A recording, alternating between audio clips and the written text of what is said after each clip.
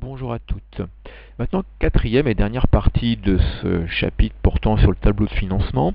Après avoir vu quels étaient les principes généraux de ce tableau, avoir rencontré quelles étaient un peu les premières problématiques particulières à traiter, voyons, une fois que l'on a un tableau de financement qui a été réalisé, comment peut-on commenter celui-ci?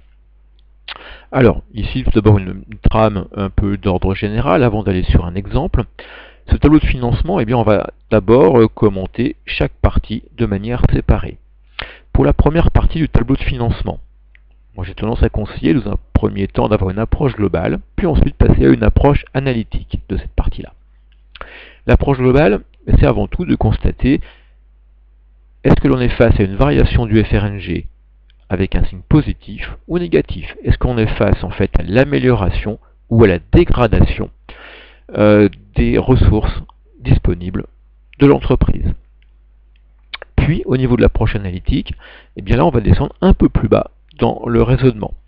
On va faire tout d'abord une première étude de ce qui est les ressources durables en mettant en place 3 réflexes, puis ensuite des emplois stables où là par contre on va faire des déductions, notamment 2.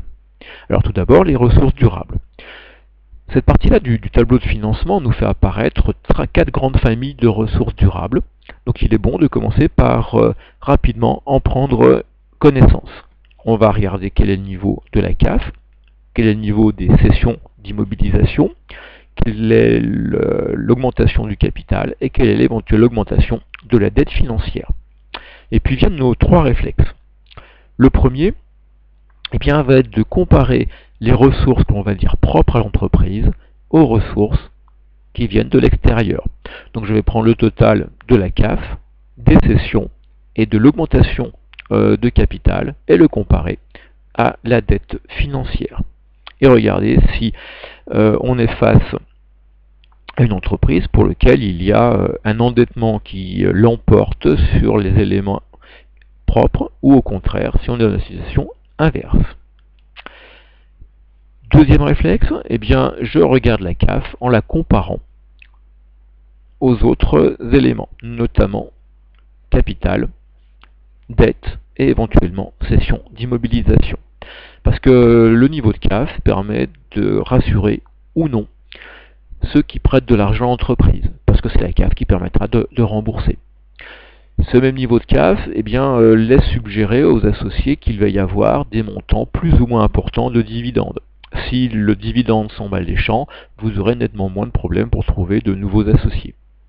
Et puis enfin, la comparaison CAF-cession permet de voir si vous êtes face à une entreprise qui va plutôt sur la cession d'actifs pour se financer, ou si au contraire, elle est relativement indépendante des cessions et peut mener alors une politique d'investissement en propre.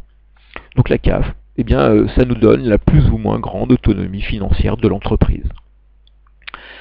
Et puis enfin, dernier réflexe, c'est étudier cette fameuse ligne de cession d'éléments de l'actif, CD. Là, on est sur une dimension beaucoup plus stratégique. Est-ce qu'on est face à une entreprise qui cède des éléments incorporels? C'est-à-dire, est-ce qu'elle vend des brevets? Est-ce qu'elle vend des marques, etc. Deuxième type de cession, les cessions d'éléments corporels. Quels sont les montants en jeu? Est-ce qu'on est face à des montants importants, inhabituels par rapport aux années précédentes, ou non? Parce que la cession d'éléments d'actifs, corporels, ce sont des éléments qui sont des cessions d'équipements, de sites de production, etc. Donc est-ce qu'on est face à une entreprise qui éventuellement est face à une stratégie de recentrage? On se sépare d'éléments qui ne sont pas utiles pour la production. C'est la même réflexion au niveau de la cession d'immobilisation financière. Est-ce qu'on n'est pas en train de céder des participations, des filiales pour se recentrer sur un métier d'origine ou un cœur de métier? Ça, ensuite, c'est la connaissance plus intime de l'entreprise, de sa stratégie, qui va permettre de le confirmer ou pas. Mais en fait, à travers le tableau de financement, vous lisez en fait la stratégie réelle de l'entreprise, pas celle qui est affichée. Et puis en fait, ensuite, on passe sur la partie gauche du tableau, c'est-à-dire les emplois stables. C'est là où on va être beaucoup plus sur des éléments de déduction. Sur la partie gauche, vous retrouvez la distribution de dividendes. C'est-à-dire que derrière apparaît aussi la politique d'autofinancement. Si je distribue beaucoup de dividendes, c'est qu'a priori je veux fidéliser, voire récupérer de nouveaux actionnaires. Et comme l'autofinancement, c'est la capacité d'autofinancement moins la distribution de dividendes, et bien là vous avez en fait un réglage qui se fait. Plus vous distribuez de dividendes, moins vous avez d'autofinancement. Mais plus vous avez besoin d'autofinancement, moins vous allez distribuer de dividendes. Donc comment se situe l'entreprise par rapport à cela? La première partie qu'on a analysée, en fait, nous renseigne beaucoup sur cette partie-là. Vient ensuite les éléments de stratégie. On a vu qu'on avait ici une ligne d'acquisition, d'immobilisation. Eh bien, qu'est-ce qu'elle met en place, l'entreprise? Est-ce qu'elle a avant tout des immobilisations incorporelles qui sont acquises? Dans ce cas-là, achat de brevets, par exemple, de marques. Est-ce qu'elle est face à une optique d'achat d'équipement? Et ça veut dire qu'on est plutôt face à de la croissance interne. On privilégie de s'équiper pour pouvoir faire face à la demande. Si par contre on voit une augmentation des immobilisations financières de manière conséquente, et bien là on est face à de la prise de participation, à de l'achat d'autres entreprises pour des filiales. On est dans une logique de croissance externe de l'entreprise. Donc là, on a la stratégie qui apparaît et on peut aussi comparer les montants pour voir quelle est la croissance interne ou externe qui est largement privilégiée. Et puis troisième élément, deuxième déduction, est-ce qu'on est face à une politique d'endettement ou de désendettement de l'entreprise? Vous voyez les montants remboursés, on a vu dans la première partie l'augmentation de la dette financière. En comparant ces deux éléments, eh bien on voit si on est plutôt face à une augmentation ou a priori une diminution de cette dette. Ce qui nous donne aussi l'usage de la CAF de manière importante. Ça, c'était la première partie du tableau.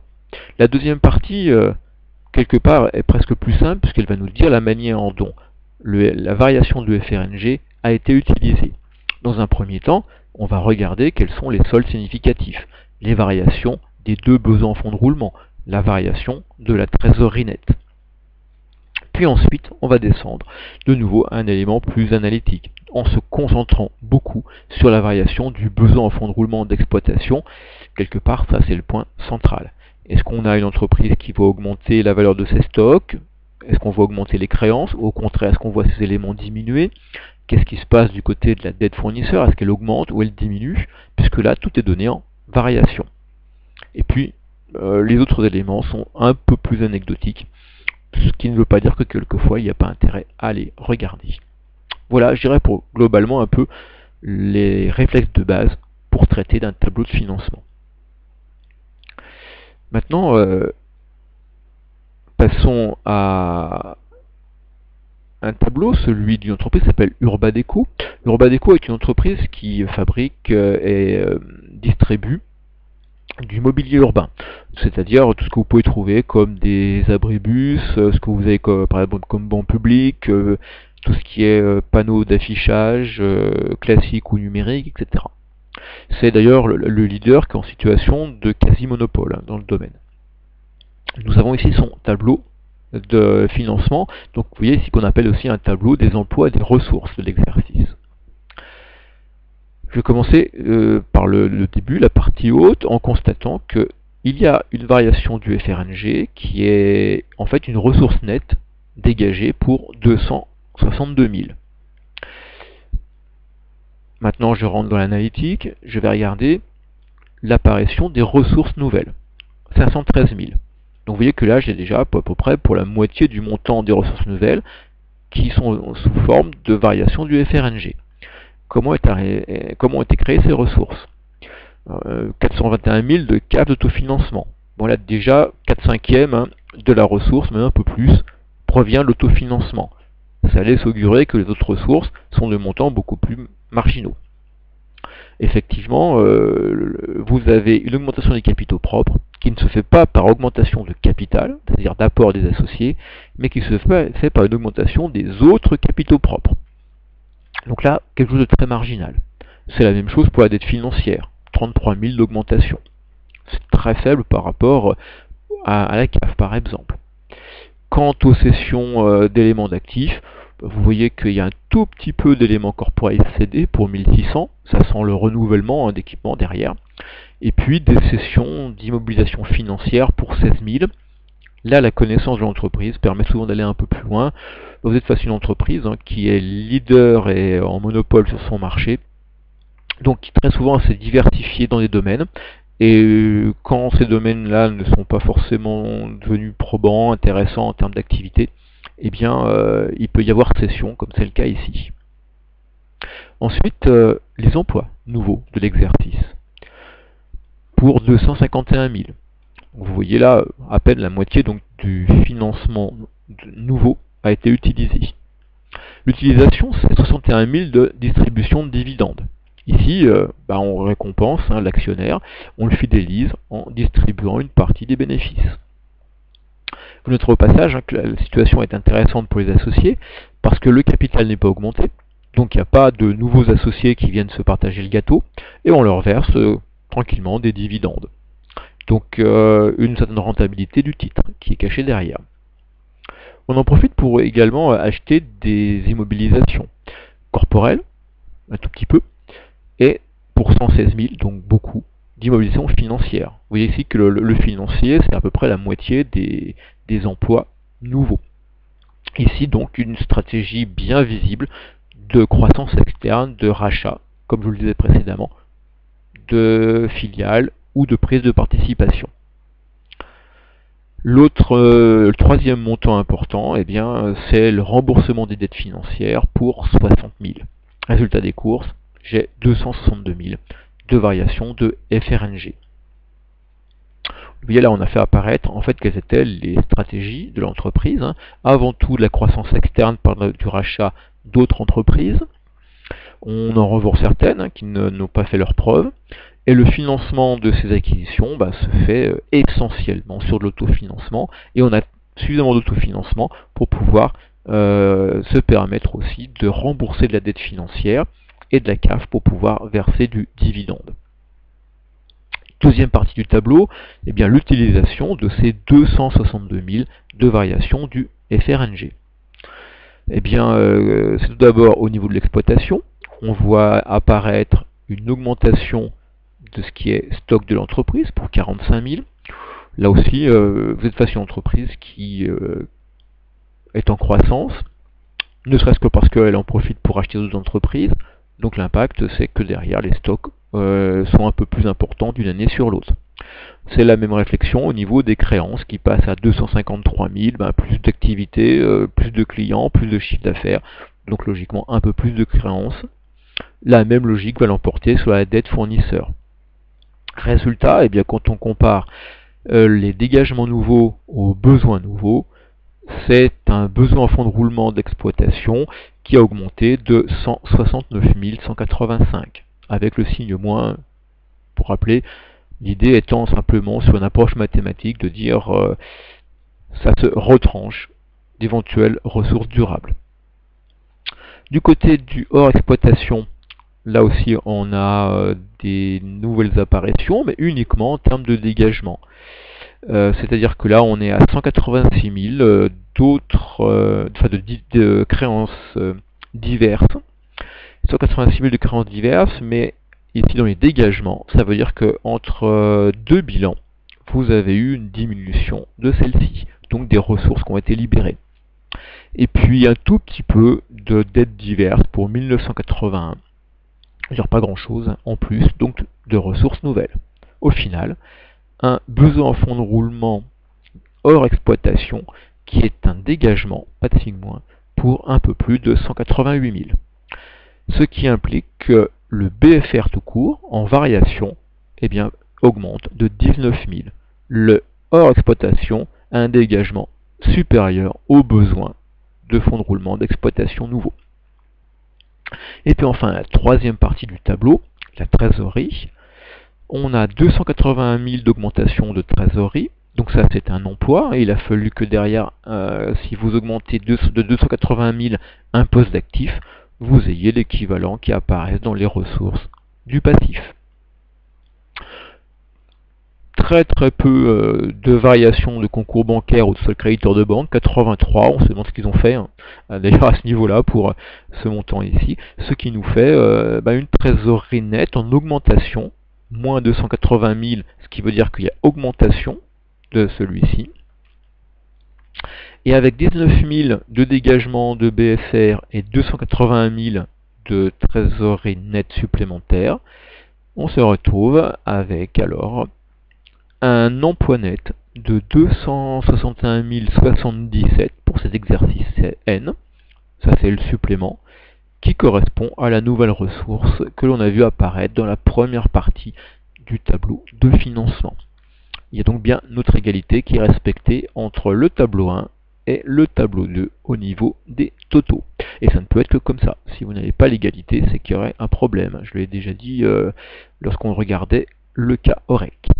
Voilà, vous avez donc l'explication de ce qui s'est passé dans ce tableau de financement et la stratégie de l'entreprise. Urbadeco, en fait, a des problèmes de riches. Elle dégage de la ressource de manière importante. Plus de la moitié de nouvelles ressources se retrouve sous forme de variation du FRNG. Cette variation du FRNG, dans la partie 2, en fait, n'est pas utilisée. Je pense que là, vous le voyez, elle n'est pas utilisée. La variation de BFRE est couverte par la variation du BFRHE, et on dégage même encore un tout petit peu plus de 19 000. Ce qui fait que les 19 000 dégagés en variation de BFR finissent dans la trésorerie, et la variation de FRNG elle-même finit dans la trésorerie, elle n'a pas été utilisée. Je pense que là vous le voyez assez vite apparaître. Et donc si je fais 19 246 auquel je rajoute les 260 000 de variation de FRNG, je retrouve la variation de la trésorerie nette. Elle a des problèmes de riches. Elle dégage beaucoup d'autofinancement, donc sans doute de beaux bénéfices aussi derrière sur le compte de résultat. N'en utilise qu'une partie au niveau de ses emplois, elle n'utilise pas du tout pour faire face au BFR. La question que vous pouvez vous poser, c'est pourquoi cette entreprise, alors qu'elle a une politique de désendettement, néanmoins souscrit de la dette, en plus, pour 33 000. Eh bien ça, la réponse, vous l'avez du côté de l'effet de levier financier. Cette entreprise-là, il va falloir qu'elle, non seulement elle verse des dividendes aux associés, c'est très bien pour les fidéliser, mais dans peut-être la possibilité d'opérations financières dans le futur, elle a besoin d'avoir des associés prêts à augmenter le capital. Et donc, non seulement on a le dividende qui les récompense, mais maintenir la valeur du titre de l'entreprise de manière stable, voire le faire augmenter, c'est une autre manière de les récompenser. Et ça, une entreprise qui est ici rentable, continue à avoir de la dette, non pas parce qu'elle a forcément besoin concrètement de se financer avec cette dette, mais simplement pour continuer à restaurer un effet de levier qui lui-même permet de maintenir une rentabilité financière. Et en remboursant 60 000 de dettes, elle avait diminué l'effet de levier, donc derrière 33 000 de dettes supplémentaires, ça le restaure en partie. Voilà pour ce cas Urbadeco. Je vous remercie de votre attention et à très bientôt.